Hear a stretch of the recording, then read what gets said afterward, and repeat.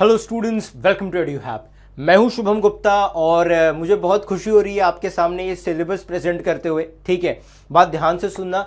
CBSE ने अपना syllabus जो है रिलीज कर दिया है फॉर द एकेडमिक ईयर। आप देख सकते हैं सीबीएसई का ही सर्कुलर है for the academic year 2023 to 24। जी हाँ, जो स्टूडेंट्स इस साल 2023 में अभी 10th एग्जामिनेशन में आए हैं उनके लिए वीडियो बहुत ज़्यादा बेनिफिशियल है।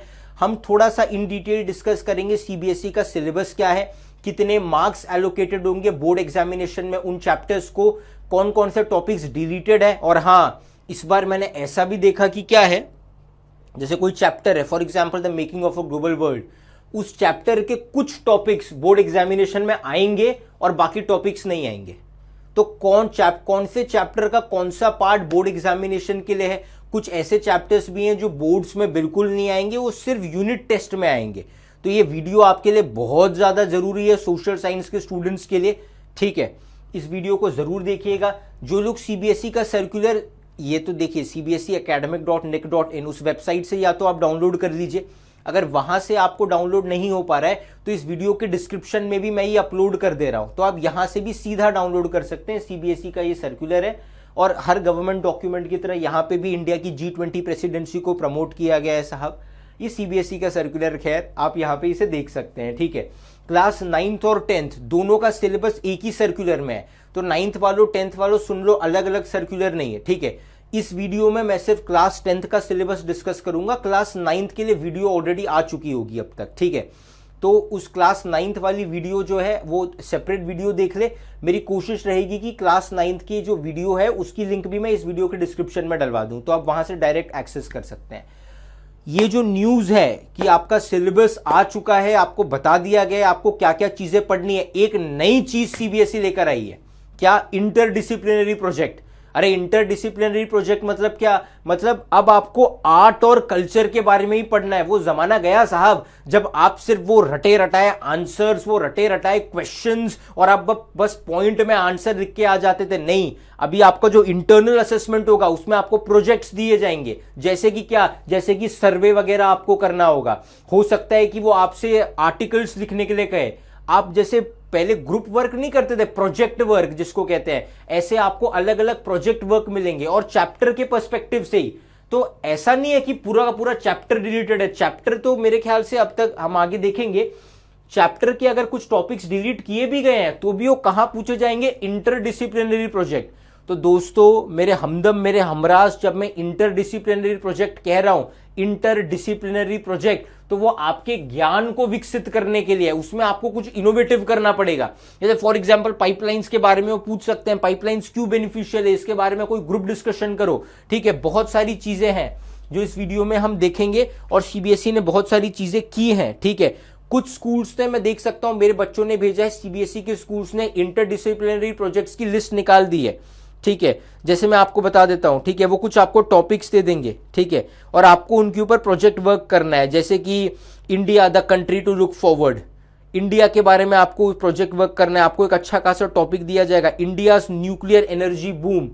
तो इंडिया की न्यूक्लियर एनर्जी के बारे में आपको कुछ एसेस लिखने होंगे, आपको कुछ प्रोजेक्ट बनाना पड़ेगा। इसके बारे में आपका स्कूल, क्योंकि उनके पास ज्यादा अथॉरिटी है, वो आपको बेटर तरीके से गाइड करेगी। ठीक है, हर प्रोजेक्ट, अलग अलग तरीके के प्रोजेक्ट्स आपको दिए जाएंगे। ठीक है ना? ये प्रोजेक्ट आप A4 शीट में कर सकते हैं, पीपीटी में कर सकते हैं, आपको एक मैगजीन या स्क्रैप बुक बनानी पड़ सकती है। स्क्रैप बुक क्या होता है? जिसमें कलरफुल पेजेस होते हैं और लिखने की जगह होती है। तो वो आपका स्कूल आपको इसके ऊपर बेटर ओवरव्यू दे पाएगा, आपके मैडम या सर की क्या करना है। तो इस बार प्रोजेक्ट ऐसा नहीं है पोथी पोथी पढ़े जगमुआ, सिर्फ मोटी मोटी किताबें पढ़ के अब इस बार आपका काम नहीं चलेगा। ठीक है, आपका कंटेंट कितना अच्छा है, प्रेजेंटेशन कैसी है, आपको हो सकता है क्लास के सामने आकर के अपना प्रोजेक्ट प्रेजेंट करना पड़े, तो इससे आपका कॉन्फिडेंस बिल्ड होगा। अब मैं जानता हूं बहुत सारे स्टूडेंट सोचेंगे इंटरडिसिप्लिनरी प्रोजेक्ट ये नया क्या है, इसकी वजह से अब हमारा कॉन्फिडेंस जो है गिर जाएगा, ये हो जाएगा, हम तो उतने अच्छे पब्लिक स्पीकर नहीं है। साहब जीवन में ये स्किल हर जगह काम आती है। आपको कोई बहुत अच्छी आवाज नहीं चाहिए, बस सच बोलना होता है। अगर तुम भारत के बारे में लिखना चाहते हो, इस देश के बारे में, अभी से ये क्यूरियोसिटी पैदा करनी होती है। जो बच्चे 12वीं कर चुके हैं, इंजीनियरिंग कर चुके हैं, उनको मैं बोलूंगा कि इंडिया की न्यूक्लियर प्रोग्राम के बारे में या इंडिया की कल्चर संस्कृति के बारे में कुछ करो, वो नहीं करेंगे। वो कोई स्टार्टअप वार्टअप भी नहीं कर पाएंगे। ये जो तुम्हारी उम्र है 14, 15, 16 साल की उम्र, इस उम्र में देश के लिए क्यूरियोसिटी होनी चाहिए। इस उम्र में वो स्टूडेंट जो अच्छा आंसर भले ही ना लिख सकता हो सोशल साइंस में, बिकॉज साहब honestly social science is about answer writing. किसी को कम पता है पर इंग्लिश अच्छी है, आंसर अच्छे लिखता है, उसको अच्छे नंबर आ सकते हैं। लेकिन अगर तुम्हारी आंसर राइटिंग उतनी अच्छी नहीं है लेकिन तुम्हारे आइडियाज बहुत अच्छे हैं, ladies and gentleman, no matter what somebody tells you, words and ideas can change the world. मैं तो बहुत एक्साइटेड हूँ इंटरडिसिप्लिनरी प्रोजेक्ट के लिए, और मल्टीपल ऑप्शंस आपको दिए जाएंगे, उसमें से आपको कुछ पिक करना है, ठीक है। खैर फिलहाल अभी हम सिलेबस के ऊपर आते हैं, ठीक है। ये सर्कुलर आप चाहो तो डाउनलोड कर सकते हो। इंटरडिसिप्लिनरी प्रोजेक्ट्स में कौन कौन से टॉपिक्स इवैल्यूएट किए जाएंगे, कौन से बोर्ड एग्जामिनेशन में नहीं आएंगे, कौन से सिर्फ यूनिट टेस्ट में आएंगे। So this video is very important, ठीक है। क्लास 9th वालों तुम्हारे लिए अलग वीडियो आएगी, ठीक है। अभी क्या करना है, शुभम सर जिसे ग्रंथ कहते हैं, अपनी टेक्स्ट बुक्स लेकर के, अगर खरीद ली है नहीं खरीदी है तो नोट करना अलग से किसी नोटबुक में, उस पेज की फोटो भी खींच लेना, वो पेज भी प्रिजर्व रखना। नहीं तो खरीदी है तो text books history, civics, geography, economics चारों की क्लास 10th खोल के बैठ के सीधा कौन सा खोलो, इंडेक्स पेज। क्या खोलोगे, सीधा इंडेक्स पेज। वीडियो पॉज करके अभी खोलना है तो अभी खोल लीजिए साहब, ठीक है। क्लियर है। अब हम फटाफट आगे बढ़ते हैं और समझते हैं। तो दोस्तों हम आ चुके हैं, ठीक है। ये आपका सीबीएसई का सर्कुलर है। जो लोग ये सर्कुलर भले ही आप कहीं से भी डाउनलोड करो, डिस्क्रिप्शन से या वेबसाइट से, आपको क्या करना है, सर्कुलर खोलने के बाद शुरू में सिर्फ क्लास 9th का दिया है। आप क्योंकि क्लास 10th के स्टूडेंट हो तो आपको सीधा पेज नंबर 25 पे आना है। आप चाहे कोई भी पीडीएफ रीडर यूज करते हो, फोन में खोल रहे हो या कहीं पे भी, ऊपर जहां पेज नंबर है वहां क्लिक करके 25 करके एंटर मारोगे, सीधा पेज 25 पे, नहीं तो स्क्रॉल करके आ जाना। 25 पेज से ही आपके काम की चीज है। ऊपर के 24 पेज जो है वो क्लास 9th वालों के लिए, उनके ऊपर मैं अलग से वीडियो बनाऊंगा। क्लास 10th वाले आ जाएं, ठीक है। देखिए सीबीएसई ने अपना मार्क स्ट्रक्चर आप देख सकते हैं, कोर्स स्ट्रक्चर, ये अच्छी चीज भी है और थोड़ी शॉकिंग चीज भी है, क्योंकि आमतौर पे अपना सीबीएसई सिलेबस रिलीज करता था जुलाई अगस्त के आसपास, और सैंपल क्वेश्चन पेपर की बोर्ड का पेपर इस फॉर्मेट में आएगा, देख लो इस तरीके के आएगा। वो sample question paper board examination के वो नवंबर दिसंबर में 2-3 महीने पहले करते थे साहब। ये शॉकिंग है लेकिन अच्छी चीज भी है, क्योंकि अब आपको पहले से पता है कि क्या करने वाले हैं। मेरी एक और वीडियो यूट्यूब पे आई है, you are a very different generation करके, है ना, you are the last generation of its kind. वो वीडियो भी देखना, वो भी मैंने बहुत दिल से बनाई है। खैर फिलहाल तुम यहां पे ध्यान दो, ठीक है। ये टेक्स्ट बुक लेकर के बैठना, इंडेक्स लेकर के, ठीक है। जो जो चीजें बताऊंगा उन पे ध्यान देना। यहां पे मार्क्स दिए गए हैं कि बोर्ड एग्जामिनेशन में इस चैप्टर से कितने नंबर के क्वेश्चन आएंगे, और साथ ही साथ चैप्टर्स दिए गए हैं। पीरियड्स आपके काम की चीज नहीं है, वो टीचर देखेगा, टीचर को चैप्टर कैसे पढ़ाना है, ठीक है। ऑलराइट दोस्तों, चलिए देखते हैं, ठीक है। हिस्ट्री में इंडेक्स में टिक कर लो, the rise of nationalism in Europe, पूरा का पूरा चैप्टर आएगा, कोई चेंज नहीं है। ये चैप्टर बोर्ड एग्जामिनेशन में 6 नंबर के लिए आएगा, ठीक है। दूसरा चैप्टर नेशनलिज्म इन इंडिया, पूरा का पूरा देख लो, बोर्ड एग्जामिनेशन में पूरा आएगा, कोई चेंज नहीं है। ये चैप्टर ऊपर वाले से 2 नंबर ज्यादा, 8 नंबर के सवाल बोर्ड एग्जामिनेशन में आएंगे इससे, ठीक है। अब यहां पे थोड़ा सा पंगा है, इसके ऊपर में आएंगे। पहले तुम सीधा 5th पे टिक कर लो, जो तुम्हारा 5th चैप्टर है, print culture and the modern world, ठीक है। ये चैप्टर भी 8 नंबर के लिए बोर्ड एग्जामिनेशन में आएगा। अब ये एक नई चीज है। आमतौर पे अगर मैं हिस्ट्री की बुक देखूं तो आपका सबसे बड़ा और सबसे मैं कहूंगा complex chapter nationalism in India है, और हर बार इसका वेटेज सबसे ज्यादा होता था बोर्ड्स में। लेकिन इस बार आप देखेंगे कि इसके बराबर का ही वेटेज प्रिंट कल्चर का है। तो आप प्रिंट कल्चर को ये मत समझिएगा वो कुछ पेंटिंग्स दे दी गई हैं उसके ऊपर। प्रिंट कल्चर को भी आपको उतने ही अच्छे से पढ़ना है जितने अच्छे से आप नेशनलिज्म इन इंडिया पढ़ेंगे, और बाकी चैप्टर्स भी आप उतने अच्छे से पढ़ेंगे, ठीक है। अब हम आएंगे एज ऑफ इंडस्ट्रियलाइजेशन के ऊपर। चैप्टर नंबर 4 को आप थोड़ा सा सर्कल कर सकते हो, ठीक है। इसमें to be assessed in the periodic assessment only, जो आपके यूनिट टेस्ट होते हैं साहब, क्या कह रहा हूं, जो यूनिट टेस्ट होते हैं 40-40, 50-50 नंबर के होते हैं ना, सिर्फ उसी में आपको एज ऑफ इंडस्ट्रियलाइजेशन पढ़ना है। अब हाँ, मैं इतने सालों से पढ़ा रहा हूं तो अपना एक, माफ कीजिएगा, आपको लग रहा होगा मैं घमंड दिखा रहा हूं, माफ कीजिए, निकल गया। मेरे कहने का मतलब है, देखो मुझे जो भी पता है ना अनुभव से या ज्ञान से, मैं तुम्हें देना चाहता हूं। स्ट्रैटेजी क्या होनी चाहिए, ये कभी भी मत सोचना कि अगर मानो एज ऑफ इंडस्ट्रियलाइजेशन सिर्फ यूनिट टेस्ट में आएगा, पीरियोडिक टेस्ट में, असेसमेंट में आएगा तो हमको नहीं पढ़ना है। शुरू में पढ़ लेना वो चैप्टर, फिर जैसे तुम्हारे स्कूल के सारे यूनिट टेस्ट वगैरह हो गए और प्री बोर्ड शुरू होंगे ना, फिर वो चैप्टर भूल जाना। क्योंकि यूनिट टेस्ट में मार्क्स लाना इंपॉर्टेंट है, क्योंकि वो मार्क्स भी वैल्यू करते हैं, ठीक है। तो तुम्हें क्या करना है, ऐड करते हैं, तो तुम्हें क्या करना है, चैप्टर तो तुमको ईज ऑफ इंडस्ट्रियलाइजेशन पढ़ना है, मैं पढ़ा दूंगा पूरा लास्ट ईयर के वीडियो से। इस साल सीबीएसई सिंप्लीफाइड की सीरीज में वो चैप्टर्स मैं फिर कराऊंगा ऐसे भी, तो पूरा पढ़ना। और जैसे ही लास्ट के 2-3 महीने बचे होंगे ना, फिर वो चैप्टर पूरा छोड़ देना, उसके बाद उस चैप्टर को नहीं पढ़ना है, क्योंकि बोर्ड में ये चैप्टर नहीं आएगा, ठीक है। चलो इतना तो समझ में आता है। अब यहाँ पे कॉम्प्लिकेशन थोड़ी सी आ जाती है, इसको भी हाईलाइट कर लो, making of a global world. अब मेकिंग इंडेक्स पे हो already, making of a global world page number देखो और सीधा उस चैप्टर के ऊपर पहुंचो, अभी के अभी making of a global world जो चैप्टर है, ठीक है। जैसे मेरी बुक में, पता नहीं आपको दिख रहा है कि नहीं, ये है making of a global world chapter, ठीक है। नहीं दिख रहा है तो कोई बात नहीं, आप आ जाइए। अब देखिए पहुंच गए, वीडियो पॉज करके, मैं उम्मीद करता हूं कि आप मेरे साथ साथ चल रहे हैं। To be evaluated in the board examination sub topics 1 to 1.3 chapter का जो फर्स्ट पेज है, द वेरी फर्स्ट पेज, जिसमें एक शिप की इमेज दी है, figure 1, image of a ship on a memorial stone, Goa museum 10th century, ठीक है। वो फर्स्ट पेज, उसमें लिखा है number 1 the pre modern world, वो आएगा। नेक्स्ट पेज पे 1.1 silk routes link in the world, tick कर दो। 1.2 food travel spaghetti and potato, tick कर दो। 1.3 conquest disease and trade, tick कर दो, बस। और नेक्स्ट पेज भी पूरा आएगा।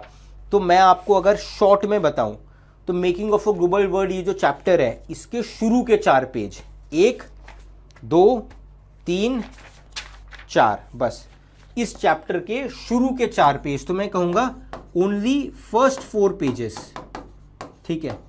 सिर्फ फर्स्ट 4 पेजेस इस चैप्टर के आपके बोर्ड एग्जामिनेशन में आएंगे। सिर्फ 1 नंबर का सवाल इसमें से आएगा, तो मेरा गेस है, गेस करने की क्या बात है, इसमें एमसीक्यू ही आएगा, ठीक है ना। या कई बार क्या होता है, वर्स्ट केस सिनेरियो में 2 नंबर का कोई क्वेश्चन होता है, वो 2 पार्ट में पूछा जाता है, दोनों 1-1 नंबर के होते हैं। या तो 1 नंबर का ऐसे कोई क्वेश्चन आएगा या डायरेक्ट एमसीक्यू आएगा, ठीक है। सिर्फ 1 नंबर का वेटेज दिया गया है बोर्ड एग्जामिनेशन में, ठीक है, जो आपका 80% है, ठीक है।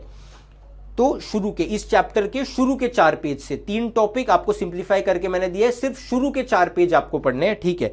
उसके बाद नहीं पढ़ना है, शुरू के 4 पेज, वहीं से बोर्ड एग्जामिनेशन में क्वेश्चन आएगा, to be evaluated in board examination. फिर फॉर इंटरडिसिप्लिनरी प्रोजेक्ट, साहब जो मैंने आपको बताया था, ठीक है, for interdisciplinary project sub topics 2 to 4.4, मतलब देखो 1 से फर्स्ट 4 पेजेस, पेज नंबर 1 से पेज नंबर 4 उस चैप्टर के, फिर चैप्टर के 5th पेज से लेकर के लास्ट पेज तक वो पूरा ब्रेटन वुड्स एंड डीकोलोनाइजेशन, फलाना ढिमकाना, वो पूरा का पूरा चैप्टर जो है, अब वो इंटरडिसिप्लिनरी प्रोजेक्ट से आएगा। अब वो उससे आईएमएफ और वर्ल्ड बैंक की स्थापना के ऊपर कोई प्रोजेक्ट दे सकते हैं, कोई भी प्रोजेक्ट दे सकते हैं, वो आपके स्कूल के ऊपर है, पर वो बोर्ड एग्जामिनेशन में नहीं आएगा, तो उसको आपको पढ़ने की जरूरत है, क्योंकि वो पढ़ाया जाएगा, उसके आधार पे ही आप प्रोजेक्ट करोगे, कोई प्रेजेंटेशन दोगे या कोई पेपर, रिसर्च पेपर प्रिपेयर करोगे, उसके आधार पे ही आप चीजें करोगे, ठीक है। ऑलराइट, तो फिलहाल हिस्ट्री का सिलेबस क्या है, एक चैप्टर बोर्ड में बिल्कुल नहीं आएगा, सिर्फ यूनिट टेस्ट में आएगा, age of industrialisation, print culture, rise of nationalism in Europe और नेशनलिज्म इन इंडिया में कोई चेंज नहीं है। मेकिंग ऑफ ग्लोबल वर्ल्ड में सब topics 1 to 1.3, the first 4 pages of the chapter, यही इन्हीं में से कोई 1 नंबर का कोई एमसीक्यू शायद पूछ लेंगे, फर्स्ट 4 पेजेस से ही क्वेश्चन आएगा बोर्ड एग्जामिनेशन में। बाकी बचा हुआ जितना भी चैप्टर है, from 5th page to last, बचा हुआ जितना भी चैप्टर है, वो सिर्फ इंटरडिसिप्लिनरी प्रोजेक्ट में आएगा, ठीक है।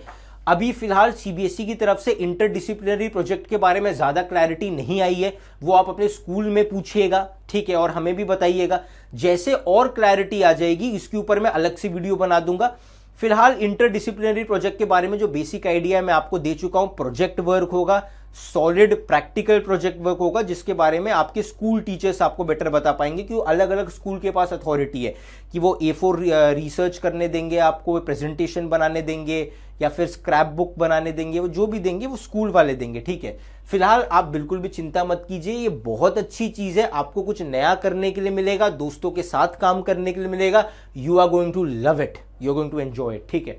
फिलहाल अगर वापस, क्योंकि मैं ये वीडियो ज्यादा लंबा नहीं बनाना चाहता, तो rise of nationalism in Europe पूरा, नेशनलिज्म इन इंडिया पूरा, मेकिंग ऑफ ग्लोबल वर्ल्ड बस शुरू के 4 पेज आपको पढ़ने हैं बोर्ड में। 4th chapter age of industrialisation तो बोर्ड में आएगा ही नहीं, सिर्फ यूनिट टेस्ट में आएगा, तो पढ़ना, ठीक है। और प्रिंट कल्चर तो पूरा हुबहू आएगा। तो ये आपका हिस्ट्री का सिलेबस हो गया पूरा। अब आप, मैं चाहूंगा कि अब आप हिस्ट्री की बुक बंद करके ज्योग्राफी की बुक ले ले और उसका इंडेक्स खोल ले मेरे साथ, ठीक है। जैसे आप देख सकते हैं सोशल साइंस कंटेम्प्रेरी, यहां पे ये मेरे पास क्या है, यहां पे मेरे पास ज्योग्राफी है।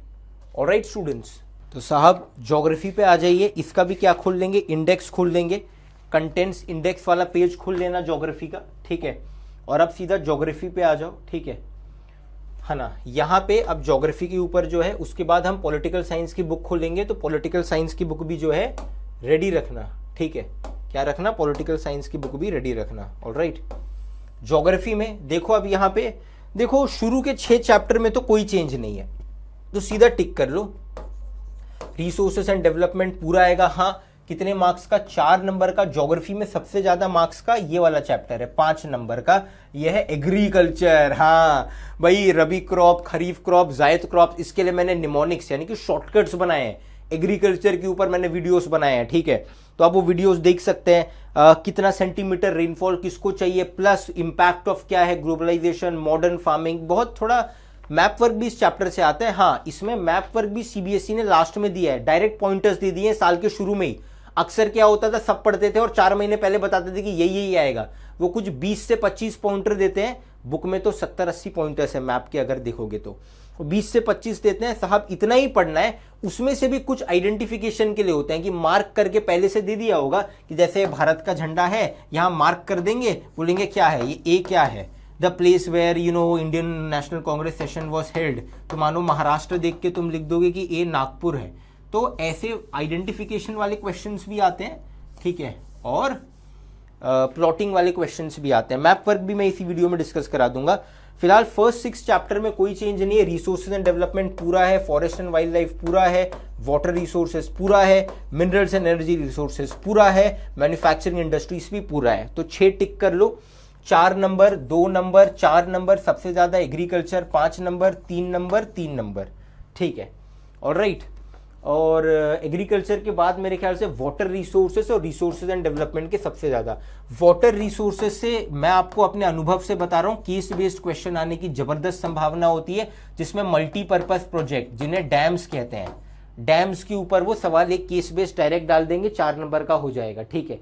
और यहाँ पे वो कुछ भी पूछ सकते हैं, एक केस बेस्ड यहाँ से आ सकता है, या फिर वो 2 नंबर के या 3 नंबर का एक सवाल, एमसीक्यू का एक सवाल, वो कैसे भी पूछ सकते हैं। यहां से सीबीक्यूज में कई सालों से देख रहा हूं वाटर रिसोर्सेज से आता है, तो मैंने कह दिया आ भी सकता है, नहीं भी आ सकता है, जबरदस्त संभावना है, लेकिन क्या है, ठीक है। Resources and development, forest and wild life, water resources, agriculture, ठीक है, minerals and energy resources, manufacturing industries, बस। अब लाइफलाइंस ऑफ नेशनल इकोनॉमी, अब क्या करो, इंडेक्स पे हो already, lifelines of national economy last chapter खोल लो, इंडेक्स में पेज नंबर लिखा है, पेज नंबर देख के सीधा उस पेज नंबर पे आओ, ठीक है। या अपनी बुक पीछे से खोलना शुरू करो, लास्ट चैप्टर है ऐसे भी हो, लाइफलाइंस ऑफ नेशनल इकोनॉमी पे आ जाओ, ठीक है। अब देखो, मैं पेज नंबर नहीं बता रहा, क्यों, किसी के पास पुरानी वाली बुक, कई बच्चे सेकंड हैंड बुक यूज करते हैं, कई लोगों के पास नई बुक है, तो पेज नंबर थोड़े वेरी करते हैं। तुम लाइफलाइंस ऑफ नेशनल इकोनॉमी पे आ जाओ। फर्स्ट पेज ऐसे तो पढ़ लेना, फर्स्ट पेज पढ़ लेना। सेकंड पेज पे आओगे इस चैप्टर के, तो लिखा है ट्रांसपोर्ट रोडवेज, तो यहां वो आपको कह रहे हैं कि to be evaluated in the board examination roadways to railways only, यानी कि मैं कहूंगा पहला पेज इंट्रोडक्शन पेज और जो उसमें फ्लो चार्ट है पहला पेज पढ़ लेना चैप्टर का, दूसरा पेज रोडवेज पढ़ लेना, है ना। उसमें क्लासिफिकेशन ऑफ रोडवेज, इसका मैंने आपको एक शॉर्टकट दिया था, आपको याद होगा, ठीक है, जिसमें सारे मैंने classification, golden, quadrilateral, national highway, state highway, ये हम डिटेल में पढ़ेंगे, तो ये पढ़ लेना आप, ठीक है। टाइप्स ऑफ रोड्स, हाईवेज, है ना। फिर एक मैप है, उसके बाद वाले पेज पे छोड़ो, नेक्स्ट पेज पे आओ, ठीक है। Border roads, road density, railways, railways तक आपको पढ़ना है, ठीक है। और रेलवेज के जो उसके बाद वाला पेज है, उसमें राइट हैंड साइड पे पाइपलाइंस लिखा है, पाइपलाइन आपको नहीं पढ़ना है, आपको सिर्फ पढ़ना है रोडवेज टू रेलवेज ओनली। तो अगर मैं आपको गिन के बताऊं कि आपको कितने पेजेस पढ़ने हैं, तो इस चैप्टर के शुरू से पहला पेज 1, 2, 3, मैप वाला पेज भी ले लेता हूं, 3, 4, 5 पेज आपको इस चैप्टर के पढ़ने हैं, ठीक है। शुरू के आपको 5 पेज पढ़ने हैं, फर्स्ट 5 पेजेस ओनली। उसमें भी जो 5वां पेज है, उसमें राइट हैंड साइड में नीचे पाइपलाइंस दिया है, तो वो वाला सेक्शन नहीं पढ़ना है, उसके ऊपर का करीब 4.5 पेज, मतलब शुरू के 5 पेज आपको पढ़ने हैं। हिस्ट्री में जो चैप्टर था उसके शुरू के सिर्फ 4 पेज पढ़ने थे, इसमें शुरू के सिर्फ 5 पेज पढ़ने हैं। उसी में से कहीं ना कहीं कोई एक नंबर का सवाल आएगा, अगेन पॉसिबिलिटी है कि कोई एमसीक्यू ही आएगा, ठीक है, लाइफलाइंस ऑफ नेशनल इकोनॉमी से। सब मेरा गेस क्या कह रहा है, मेरी इंस्टिंक्ट ये कह रही है, वो दे देंगे कि which one of the following road, नहीं ऐसा पूछ लेंगे कि golden quadrilateral is maintained by which authority. 4 option दे देंगे, NHAI, NHPC, NHCD, NHWE, कुछ भी। तो NHAI, national highway authority of India, golden quadrilateral, वो सड़क जो भारत के 4 मेजर शहरों को, दिल्ली, मुंबई, चेन्नई, कोलकाता को कनेक्ट करती है, वो है गोल्डन क्वाड्रिलैटरल। उसको मेंटेन और रेगुलेट करने की, बनाने की जिम्मेदारी किसके पास होती है? NHAI, national highway authority of India. ऐसे सवाल वो आपसे पूछ सकते हैं सिर्फ 1 नंबर का। बाकी पाइपलाइन से लेकर के लास्ट तक, यानी कि छठे पेज से लेकर के लास्ट पेज चैप्टर तक, ये अगेन आपका आ जाएगा इंटरडिसिप्लिनरी प्रोजेक्ट में। इसके ऊपर आपको कोई प्रोजेक्ट वर्क मिल सकता है, छोटा सा कोई प्रेजेंटेशन देने के लिए वो बोल सकते हैं। इंटरनल में ये आपके ऐड किए जाएंगे, बोर्ड एग्जामिनेशन में नहीं पूछा जाएगा। मेरे ख्याल से यूनिट टेस्ट में भी ये चैप्टर, ये मतलब इस बाकी नहीं पूछा जाएगा। हो सकता है आपके टीचर अगर बहुत घूसट है तो यूनिट टेस्ट में 1-2 क्वेश्चन पूछ ले, तो आप पढ़ोगे तो पूरा lifelines of national economy board examination के पर्सपेक्टिव से सिर्फ लाइफलाइंस ऑफ नेशनल इकोनॉमी के शुरू के 5 पेज, उसमें से भी 1 मार्क क्वेश्चन के हिसाब से पढ़ना, लॉन्ग आंसर के हिसाब से नहीं, 1 नंबर का पढ़ना। बाकी पूरा तो आपका एज इट इज आ रहा है, ठीक है। यानी कि resources and development, forest, 1st to 6th chapter, resources and development से मैन्युफैक्चरिंग इंडस्ट्रीज हूबहू आ रहा है, ठीक है। तो ये आपका हो गया ज्योग्राफी का सिलेबस। ऑलराइट, अभी मैं चाहूंगा कि आप अपने सिविक्स की क्लास 10 की बुक लेकर के बैठ जाइए, ठीक है। और जैसा डिस्कस हुआ था, सीधा इंडेक्स में आएंगे। कहां पे आएंगे? सीधा इंडेक्स पे, ठीक है। सिविक्स हो गया यहां पे। सिविक्स में हमको क्या क्या देखना है साहब? पूरा चैप्टर है, फर्स्ट चैप्टर पे टिक कर लो ना। रुको, मैं थोड़ा इसको और ऊपर लेके जाता हूं। हाँ, और सिविक्स के बाद इकोनॉमिक्स भी रेडी रखना, ठीक है ना। हाँ, तो पावर शेयरिंग पूरा चैप्टर एज इट इज आएगा, ठीक है। कितने नंबर के लिए आएगा? सिर्फ 2 नंबर का आएगा पावर शेयरिंग। ऐसा भी बहुत छोटा सा चैप्टर है। फेडरलिज्म जो है, ठीक है, कितने नंबर का आएगा? 3 नंबर का आएगा ये, ठीक है। उसके बाद अगर आपको यहां दिख रहा है तो अच्छी बात है, जेंडर, रिलीजन एंड कास्ट। क्या? जेंडर, रिलीजन एंड कास्ट, ये चैप्टर आएगा। ये भी सिर्फ 2 नंबर के लिए आएगा, ठीक है। पॉलिटिकल पार्टी, सिविक्स से कुछ भी डिलीटेड नहीं है। सिविक्स में ऐसा कोई चैप्टर नहीं है एज ऑफ इंडस्ट्रियलाइजेशन की तरह कि सिर्फ यूनिट टेस्ट में आएगा, बाकी मत पढ़ो। ना हिस्ट्री और ज्योग्राफी की तरह की ये चैप्टर जो है, इसके शुरू के 4 और इसके शुरू के 5 पेज पढ़ो और बाकी चैप्टर प्रोजेक्ट में आएगा, वो कोई असाइनमेंट वगैरह देंगे, नहीं। सिविक्स में ऐसा कुछ नहीं है, कोई चैप्टर डिलीटेड नहीं है, कोई चैप्टर सिर्फ यूनिट टेस्ट के लिए नहीं है। पूरा सिविक्स आपको एज इट इज पढ़ना है। तो ये इजी हो गया है ना आपके लिए, कि इसमें आपको अब कुछ अलग से मार्क नहीं करना है, पूरा मार्क कर लीजिएगा। यानी कि power sharing, federalism, gender, religion and caste, political parties और आउटकम्स ऑफ डेमोक्रेसी, ठीक है। एक लोगों को जो दिक्कत होती है कि कई पुरानी बुक्स में चैप्टर 5 दिया होता है, एक चैप्टर दिया होता है पॉपुलर स्ट्रगल्स एंड मूवमेंट्स। ये चैप्टर आपको बिल्कुल भी नहीं पढ़ना है, ठीक है। इस चैप्टर को बिल्कुल भी तवज्जो मत दीजिएगा। पॉपुलर स्ट्रगल्स एंड मूवमेंट्स जो चैप्टर है, चैप्टर 5 जो अक्सर दिया होता है, ये आपको बिल्कुल भी पढ़ने की जरूरत नहीं है। एक लास्ट चैप्टर भी होता है, चैप्टर नंबर 8 करके, चैलेंजेस टू डेमोक्रेसी करके, वो चैप्टर भी छोड़ दीजिएगा। तो chapter number 5, chapter number 8 deleted आप समझिए, ठीक है। तो आपको बोर्ड एग्जामिनेशन के पर्सपेक्टिव से सिर्फ पावर शेयरिंग और यूनिट टेस्ट के पर्सपेक्टिव से भी सिर्फ power sharing, federalism, gender, religion and caste, political parties और आउटकम्स ऑफ डेमोक्रेसी, ठीक है। तो लास्ट ईयर के जैसा ही सिविक्स है, ठीक है। कुछ इसमें नया इंटरडिसिप्लिनरी प्रोजेक्ट, वो नई चीज नहीं डाली है। ऐसा कोई चैप्टर नहीं है कि बोर्ड में नहीं आएगा, सिर्फ यूनिट टेस्ट में आएगा, जैसे एज ऑफ इंडस्ट्रियलाइजेशन है, ऐसा कुछ भी नहीं है, ठीक है। पूरा पढ़ना है। जो चैप्टर नंबर 3 था, डेमोक्रेसी एंड डाइवर्सिटी, वो भी नहीं है, राइट। हाँ, democracy and diversity, popular struggles and movement, sorry 2 नहीं 3 चैप्टर्स नहीं है आपको, ठीक है। Chapter number 3 democracy and diversity काट दो। Chapter number 5 popular struggles and movements काट दो। Chapter number 8 challenges to democracy काट दो। ये किन के लिए बता रहा हूं? जिन्होंने पुरानी बुक की जो यूज कर रहे हैं। नई बुक में तो आई होप कि एनसीईआरटी ने पहले ये सारी चीजें ओमिट कर दी होगी, ठीक है। तो आपको क्या पढ़ना है? सिर्फ पावर शेयरिंग, टिक कर लो जो नाम ले रहा हूं, सिर्फ power sharing, federalism, gender, religion and caste, political parties and outcomes of democracy, ठीक है। बस सिविक्स हो गया। अब इकोनॉमिक्स के ऊपर आओ, ठीक है। इकोनॉमिक्स के ऊपर आ जाइए अब, ठीक है। इकोनॉमिक्स की बुक इंडेक्स, ठीक है। क्या? इंडेक्स खोलिएगा, ठीक है। इकोनॉमिक्स में देखिए डेवलपमेंट, पूरा का पूरा चैप्टर आपको पढ़ना है, कोई चेंज नहीं है। सेक्टर्स ऑफ इंडियन इकोनॉमी पूरा का पूरा चैप्टर पढ़ना है, कोई चेंज नहीं है। मनी एंड क्रेडिट इजी और इंटरेस्टिंग चैप्टर है काफी, पूरा का पूरा पढ़ना है, कोई चेंज नहीं है। डेवलपमेंट आएगा 4 नंबर के लिए, सेक्टर्स आएगा 5 नंबर के लिए और मनी एंड क्रेडिट 5 नंबर के लिए आएगा, ठीक है। तो यहाँ पे ये 4 मार्क्स 5 मार्क्स 5 मार्क्स, तो दोनों का इक्वल वेटेज है, मनी एंड क्रेडिट और सेक्टर्स का, दोनों इंपॉर्टेंट चैप्टर्स है।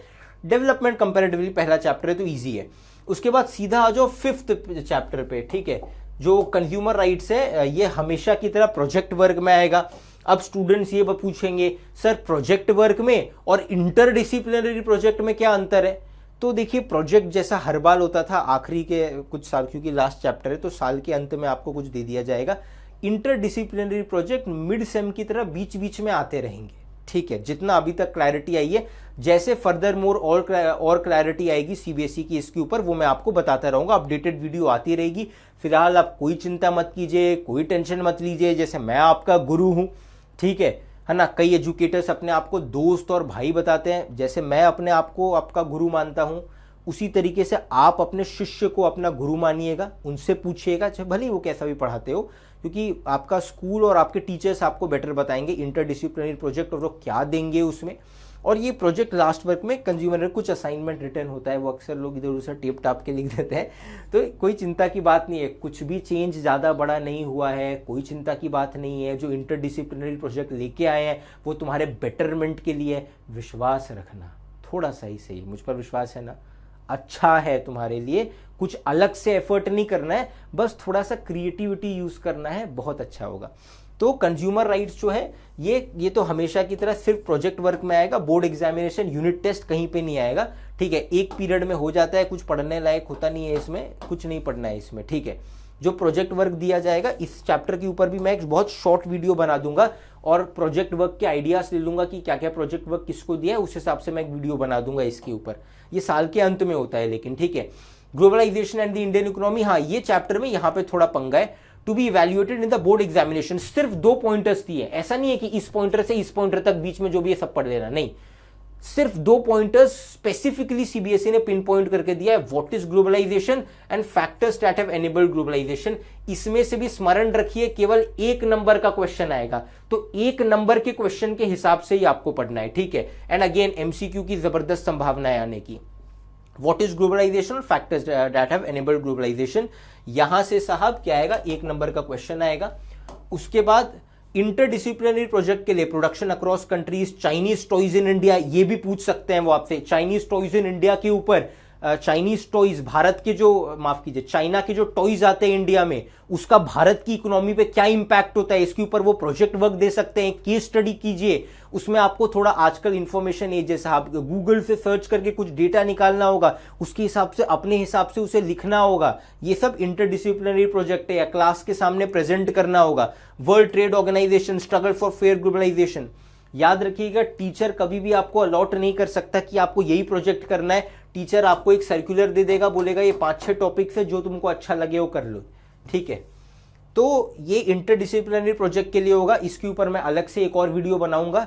फिलहाल आप इतना ध्यान दीजिए, बोर्ड एग्जामिनेशन पर्सपेक्टिव से शुरू के 3 चैप्टर में कोई चेंज नहीं है।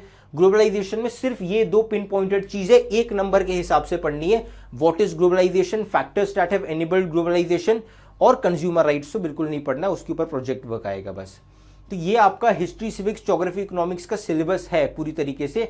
मैं आपको आगे भी दिखा देता हूं कि अभी तो हम 27 पेज तक ही पहुंचे, 64 पेज का डॉक्यूमेंट है। मैप वर्क भी मैं आपको कराऊंगा और बीच बीच में दिखाते चलूंगा कि और क्या क्या चीजें हैं आपको, ठीक है। जैसे यहाँ पे अब आपको परसेंटेज वाइज थोड़ा सा स्प्लिट अप दिया है कि बोर्ड एग्जामिनेशन का जो तुम्हारा पेपर होगा, मान लो 100% में से कितना परसेंट किसको है, तो 28.75, इसको राउंड ऑफ करके चलते हैं, 29 सबसे ज्यादा वेटेज हिस्ट्री का है, याद रखिएगा। उसके टक्कर का, उससे थोड़ा ही कम वेटेज ज्योग्राफी का होगा, यस ज्योग्राफी का है। बाकी सिविक्स का परसेंटेज है 18.75 और इकोनॉमिक्स का 18.75। सिविक्स और इकोनॉमिक्स एक लेवल पे है, दोनों से सेम नंबर के क्वेश्चंस पूछे जाएंगे। अगर इससे मानो 50 नंबर के क्वेश्चन पूछे जा रहे हैं या 20 नंबर के, तो इससे भी 20 नंबर के पूछे जाएंगे। बाकी 28.75 हिस्ट्री का वेटेज थोड़ा सा ज्यादा है, ठीक है, ज्योग्राफी के मुकाबले। ऑलराइट, यहां पे आपको टॉपिक्स भी दिए हैं, ठीक है। अगेन पेज नंबर 28, मैंने क्या बताया था, इस वीडियो के डिस्क्रिप्शन से या सीबीएसई की वेबसाइट से जहां से भी सर्कुलर डाउनलोड कर रहे हो, सीधा पेज नंबर 25 पे आना। वहां से तुम्हारे काम की चीज है, ऊपर नीचे कुछ नहीं है। पेज नंबर 28 इंपॉर्टेंट है, इसका स्क्रीनशॉट ले लेना क्योंकि टॉपिक्स भी दिए हैं क्या क्या पढ़ना है। अरे हाँ या ना, क्लियर है, बहुत बढ़िया।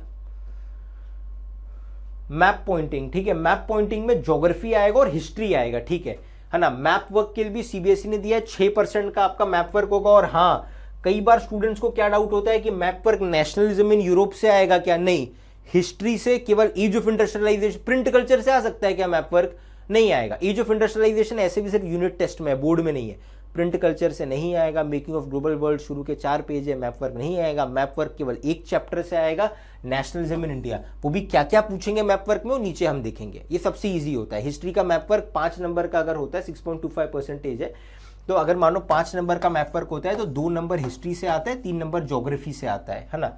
और ज्योग्राफी के सारे चैप्टर्स, मतलब 6 के 6 चैप्टर्स आपके, है ना, जितने भी चैप्टर्स हैं वो सब लड़ रहे होंगे आपस में मैप वर्क के लिए। लाइफलाइंस ऑफ नेशनल इकोनॉमी से थोड़ी राहत मिलेगी आपको, बाकी ज्योग्राफी पूरा का पूरा और नेशनलिज्म इन इंडिया यहीं से मैप वर्क आएगा आपका, ठीक है। ये पेज नंबर 28-29 पे है, ठीक है। अब देखो यहाँ पे ये आपकी इतने ज्यादा काम की चीज नहीं है, आपको क्या पढ़ना है, टीचर किस तरीके से आपको पढ़ाए, कहीं नॉवल दिखा सकता है, कहीं कोई वीडियो दिखा सकता है, कोई पीपीटी यूज कर सकता है, कहीं पे बच्चों को ग्रुप में डिवाइड करके ग्रुप डिस्कशन करवा सकता है। टीचर कैसे पढ़ा सकता है, ये टीचर के लिए है, ठीक है। और आपको क्या क्या सीखना है वो सब यहाँ पे दिया है, इतना ये आपके लिए इंपॉर्टेंट नहीं है, ठीक है, तो हम इसको स्किप कर देंगे, ठीक है।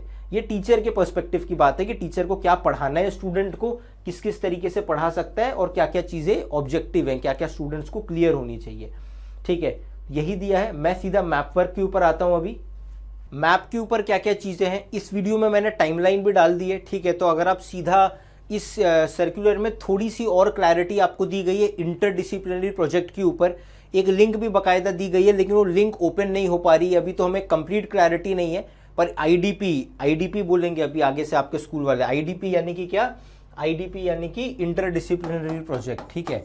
तो आईडीपी मतलब समझ जाइएगा आईडीपी में कितने नंबर है, आईडीपी में कितने नंबर है, यानी कि इंटरडिसिप्लिनरी प्रोजेक्ट में उसके कुछ थीम्स वगैरह हम नीचे डिस्कस करेंगे। आप चाहे तो डायरेक्ट वो वाला सेक्शन देख सकते हैं। फिलहाल मैप वर्क डिस्कस करता हूं, उसके बाद आईडीपी के ऊपर भी हम आएंगे, ठीक है। तो कैलकाटा, नागपुर, मद्रास, इसके लिए शुभम सर हमेशा से एक अपने स्टूडेंट्स को शॉर्टकट देते थे, वो मैं आपको पहले ही दे देता हूं।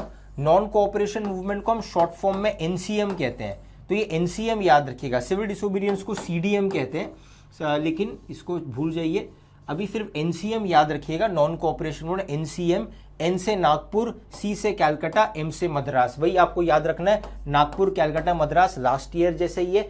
शुरू के 2 नागपुर और कैलकाटा हुए थे 1920, लास्ट वाला मद्रास सेशन हुआ था, ठीक है, लास्ट वाला मद्रास सेशन हुआ था 1927 में, बस 1927। सत्याग्रह मूवमेंट्स ये भी देखना है, Kheda, Champaran, Ahmedabad, cotton mill workers के लिए अहमदाबाद में, चंपारण में इंडिगो प्लांटेशन वर्कर्स, खेड़ा में आप कह सकते हो पीजेंट्स की प्रॉब्लम थी, क्रॉप फेलियर की प्रॉब्लम थी वहां पे, पीजेंट्स सत्याग्रह। ये जब मैं नेशनलिज्म इन इंडिया डिटेल में पढ़ाऊंगा आपको सब बताते चलूंगा। अभी आप साल के शुरुआत में हो तो मेरा एक अच्छा वन शॉट नहीं कहूंगा, पार्ट वाइज सेशन है नेशनलिज्म इन इंडिया के ऊपर, वो आप चाहे तो देख सकते हैं, ठीक है। रिसोर्सेज एंड डेवलपमेंट के ऊपर ये सब मैं आपको करा दूंगा, बस देखते जाओ अभी, ठीक है। मैं आपको एक एक चैप्टर पढ़ाऊंगा, सीबीएसई सिंप्लीफाइड जो सीरीज है हमारी, और इससे पहले भी लास्ट ईयर के वीडियोस भी आप देख सकते हो, और अलग से मैप वर्क भी मैं कराते रहूंगा, उनके शॉर्टकट्स और ट्रिक्स भी आपको बताते रहूंगा। सलाल, भाखरा नंगल, तेहरी, ये सब क्या है, डैम है। राणा प्रताप सागर, सरदार सरोवर, हीराकुड, नागार्जुन, तुंगभद्रा लास्ट ईयर जैसे ही है, कुछ चेंज नहीं किया है। एग्रीकल्चर में आइडेंटिफाई करना है major areas of rice and wheat, largest या major producing states of sugarcane, tea, coffee, rubber, major areas of rice and wheat. तो राइस एंड व्हीट जो है साउथ ईस्टर्न, जैसे अगर भारत जो है ऐसा दिखता है, मान के चलो, माफ कीजिएगा, यस, चलो यहीं पे बना देते हैं। जैसे अगर भारत ऐसा है, ठीक है, तो साउथ ईस्टर्न ये वाला जो हिस्सा है भारत का, ये राइस प्रोड्यूसिंग जोन है। और नॉर्थ सेंट्रल, नॉर्थ में सेंट्रल ये जो है ये व्हीट प्रोड्यूसिंग जोन है। ये राइस प्रोड्यूसिंग जोन हो गया भारत का, और वो व्हीट प्रोड्यूसिंग जोन हो गया भारत का, ठीक है ना।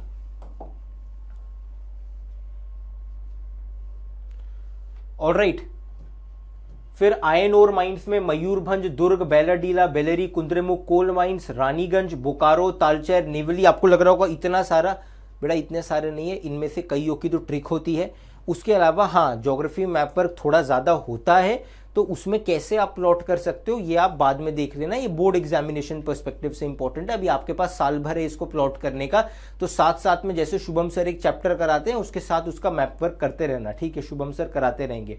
ऐसे thermal power plant, nuclear power plant, ये सारी चीज़ें आपको दी हैं, ठीक है। मैन्युफैक्चरिंग इंडस्ट्रीज में लोकेटिंग एंड लेबलिंग, ठीक है ना। The theoretical aspect of this chapter, manufacturing industries जो है, ये जो चैप्टर है आपका, इनसे जुड़ा थियोरटिकल एस्पेक्ट जो है पीरियोडिक टेस्ट और बोर्ड में नहीं आएगा। ओनली मैप आइटम, सिर्फ मैप वर्क पढ़िएगा आप मैन्युफैक्चरिंग इंडस्ट्रीज से, ठीक है। Life lines of national economy से, ये चैप्टर वही है जिसके शुरू के मेरे ख्याल से 4 या 5 पेज ही आपको 5 पेज पढ़ने थे, लेकिन मैप वर्क आपको पूरा पढ़ना पड़ेगा इस चैप्टर का, life lines of national economy का, कांडला, मुंबई, मरमगांव, न्यू मंगलोर, कोची, ठीक है। अब सीधा आ जाते हैं इंटरनल असेसमेंट के ऊपर, ठीक है। Guidelines for internal assessment class 10 20 number का जो आपका होगा, पेन और पेपर टेस्ट हो सकता है ना, क्विज करा सकते हैं, डिबेट करा सकते हैं, कोई रोल प्ले कराएंगे कि चलो कोई नुक्कड़ नाटक करके दिखाओ, अरे रोल प्लेस वगैरह भी होते हैं, स्किट जिसको कहते हैं, ये आपके टीचर के ऊपर है, ये सारी चीजें वो करा सकते हैं। प्रोजेक्ट हो सकता है, पोर्टफोलियो, सबके नंबर हैं, ठीक है। 5-5 नंबर की 4 एक्टिविटीज आपको कराई जाएंगी प्रोजेक्ट वर्क में। इस प्रोजेक्ट वर्क को छोड़ के इंटरडिसिप्लिनरी आईडीपी, इंटरडिसिप्लिनरी प्रोजेक्ट अलग है, वो भी मैं आगे बताऊंगा सर्कुलर में जो है, ठीक है। इंटरडिसिप्लिनरी प्रोजेक्ट अलग है। फिलहाल पेन पेपर टेस्ट, ये एक छोटा सा टेस्ट हो सकता है 5 नंबर का, ये लेते हैं, कई लोग नहीं भी लेते हैं।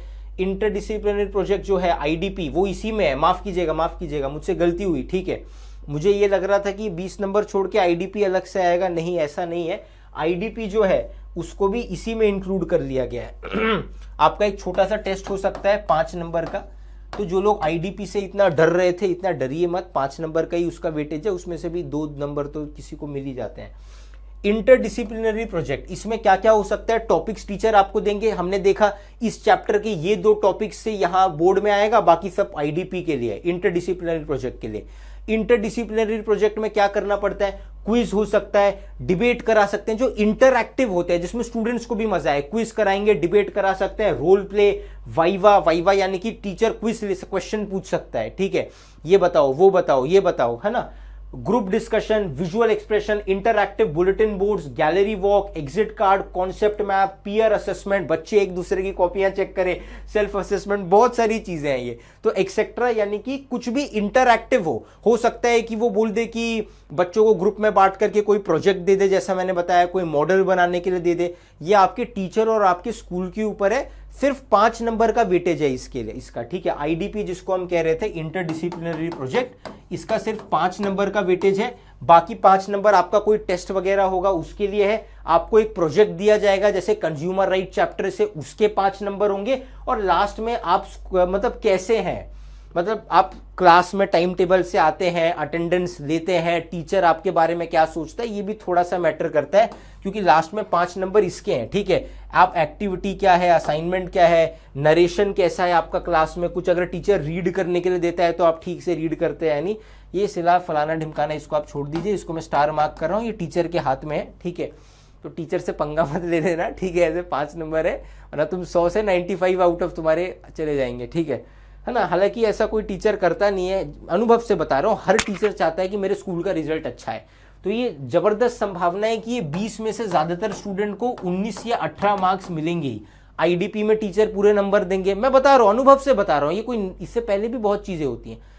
हर स्कूल चाहता है कि उसका बोर्ड में रिजल्ट अच्छा है, उनके हाथ में 20 नंबर के इंटरनल होते हैं। तुमने कोई बहुत ही बड़ा कांड कर दिया है तो बात अलग है, अदरवाइज स्कूल चाहेगा कि खराब से खराब स्टूडेंट भी है तो भी उसको 15 से 16 नंबर दे, क्योंकि उनको अपना रिजल्ट अच्छा करना है। तो स्कूल के हाथ में जो 20 नंबर होते हैं उसमें से आपको इतना चिंता करने की बात नहीं है। इसलिए मैं बोल रहा था कि जो आईडीपी जो कुछ नया इंट्रोड्यूस किया भी है, इसको एंजॉय करके करना, रोल प्ले करना होगा, डिबेट करना होगा, अच्छा होगा। वो स्कूल क्या कराएगा वो आपके स्कूल और टीचर के ऊपर है, ठीक है।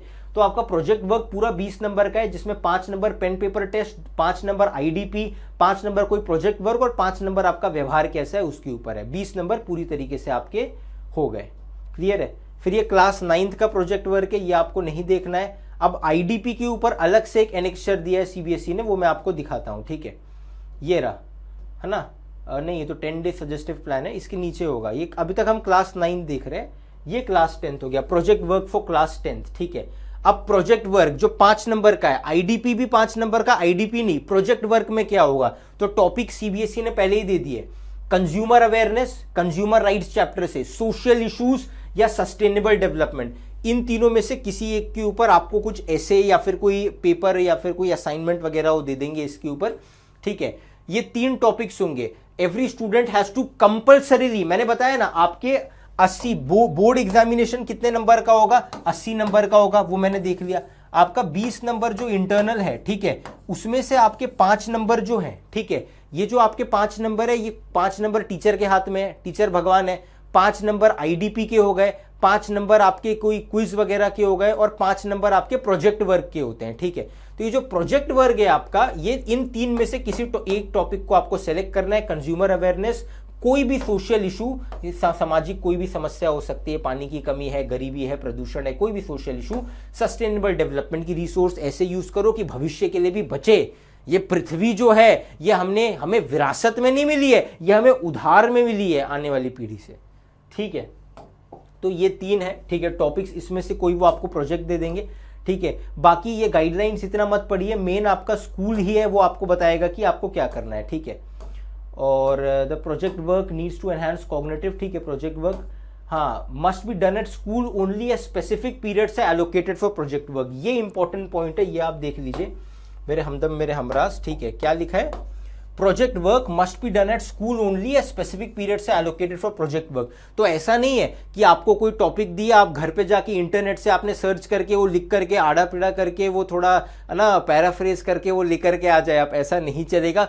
प्रोजेक्ट वर्क आपको स्कूल में ही करना है। स्पेसिफिक पीरियड्स दिए जाएंगे प्रोजेक्ट वर्क के लिए कि आज ये जो पीरियड है, ट्यूसडे को सेकंड पीरियड, ये सोशल साइंस का सिर्फ प्रोजेक्ट वर्क का पीरियड है। एसएसटी का टीचर तो आएगा पर आपको बोलेगा प्रोजेक्ट वर्क करो। एक दिन पहले आपको बता दिया जाएगा कि भैया कुछ प्रोजेक्ट पेपर खरीद के कल ले आना, कल प्रोजेक्ट वर्क होगा, और प्रोजेक्ट वर्क के पेपर में आपको क्लास में ही प्रोजेक्ट वर्क करना है। तो आप घर पे जाके अपना टॉपिक याद कर सकते हैं। 3 टॉपिक्स कौन कौन से मैं आपको दिखा चुका हूं, नहीं तो वीडियो पीछे ले जाके देखो। और प्रोजेक्ट वर्क आपको क्लास में ही करना है, स्कूल में सेपरेट पीरियड्स दिए जाएंगे प्रोजेक्ट वर्क के लिए, ठीक है students. Interdisciplinary project for class 10 ये हुई ना इंटरेस्टिंग बात, अब इसमें देखते हैं, ठीक है। Making of a global world में ये कुछ आपके थीम्स दिए हैं, ठीक है ना। जैसे trace the history of globalisation, point out the shift, कैसे लोग यहां से वहां जाने लगे, कैसे चाइना का नूडल यूरोप में जाके स्पेगेटी बन गया, भारत की रोटी अमेरिका में जाके टोर्टिया बन गई। अरे है, कभी सर्च करना टोर्टियास क्या होते हैं, है ना। तो ये सब देखोगे। ग्लोबलाइजेशन का इंपैक्ट देखोगे। Globalisation experience differently by different social groups, समाज के अलग अलग लोगों पे ग्लोबलाइजेशन का अलग अलग असर हुआ। कोका कोला जैसी बड़ी कंपनी भारत में आ गई, भारत के लोगों को अच्छा हुआ, सस्ते में ठंडा मिल रहा है, भारत की कंपनियां कई बंद हो गई क्योंकि कोका कोला इतनी बड़ी कंपनी है, वो बाकी कंपनी इसको हटा देता है। अलग अलग सोशल ग्रुप्स पे ग्लोबलाइजेशन का, वैश्वीकरण का क्या असर हुआ, ठीक है, वो सारी चीजें हैं। मीन्स ऑफ ट्रांसपोर्ट, अलग अलग चीजें तुम्हें यहाँ पे देखेंगी, ठीक है ना। अब ऐसा नहीं है कि टीचर पूरा आईडीपी आपके ऊपर छोड़ देगा। इंटरडिसिप्लिनरी प्रोजेक्ट, टीचर आपको कुछ चीजें पढ़ाएगा और कुछ चीजें आपको करने के लिए टीचर यहाँ पे कहेगा, ठीक है। ये भी सिर्फ 5 नंबर का होगा आपका इंटरडिसिप्लिनरी प्रोजेक्ट जो है। बाकी बीच में यूनिट टेस्ट वगैरह स्कूल अपने मर्जी के हिसाब से लेते रहेंगे।